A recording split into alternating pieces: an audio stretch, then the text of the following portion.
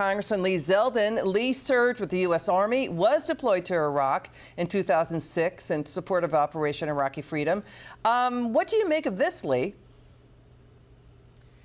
There are people who served 2 years in peacetime. They're proud of their service. They don't make it out to be anything more than what it actually is. And I'm grateful that they served those 2 years without ever deploying anywhere.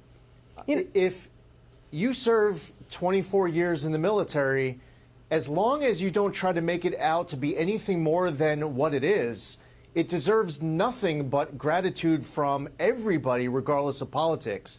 But what gets very personal, especially for people who are in the military, is when you have individuals who are trying to make it out to be more than what it is. As you pointed out, I was in Iraq. I was with the 82nd Airborne Division. I made it seem like if I said I was Special Forces, I wore a Green Beret tab and an Army Ranger, and I served there on my 10th deployment and told an imaginary story, you should all get really pissed off at me. It's really important for military veterans not to try to make their service factually to be more than what it is, and it's going to get him in trouble. And this is another reason why Harris and Walz need to break the silence to actually have press conferences to answer tough questions and to sit down for tough interviews. Yeah, his false claims are so easily verifiable, Congressman. It is a mortal sin among military veterans and their families to campaign and claim military service that he didn't do. He took military paychecks for 24 years to train and prepare to deploy. The second he was deployed, he ditched his unit for politics.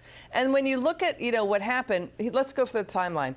Minnesota National Guard reportedly said Walz had filed his retirement papers to leave the unit in late 2004.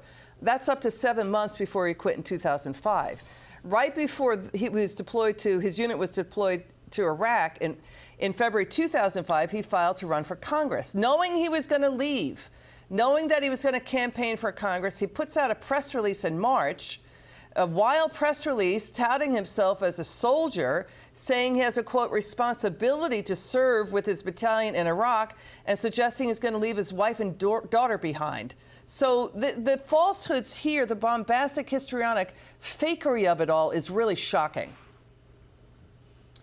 Duncan Hunter Jr. ran for Congress out in California in 2008. He was deployed during that campaign.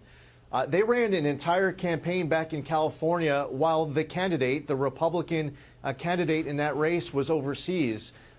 This is a decision that was made by a candidate and Sergeant Major in the Army, candidate for Congress, where he wanted to stay here.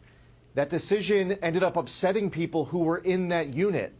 Those veterans speaking up about their outrage is something that has happened in the past, but now that he is the candidate Kamala Harris picks for vice president, it's going to get scrutinized at a whole other level. Yeah, listen. Again, he needs to answer those questions. Yeah, he repeatedly claimed he was a command sergeant major. He left the unit as a master sergeant. Listen to veterans and listen to analysis here. Watch. That's way far darker than a lot of people think. I mean, it is stolen valor.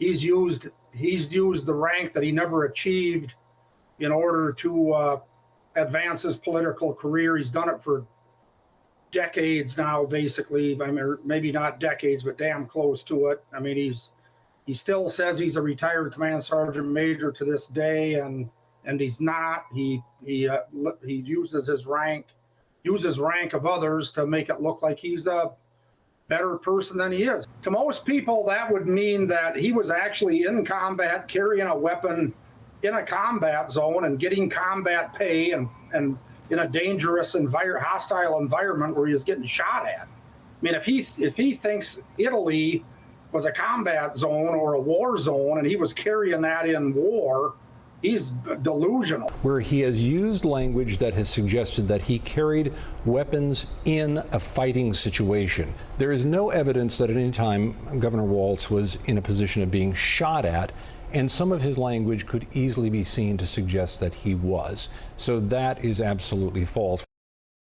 Congressman Jim Banks served with Tim Walz on House Veterans Committee. Walz opposed Trump's veteran legislation to give better access for health care to veterans just because it was Trump. Final word.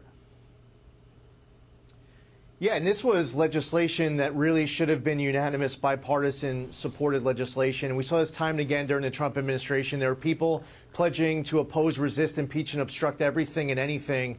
If there's good legislation, especially to help veterans, it should have been an easy yes. Lee Zeldin, pleasure having you on.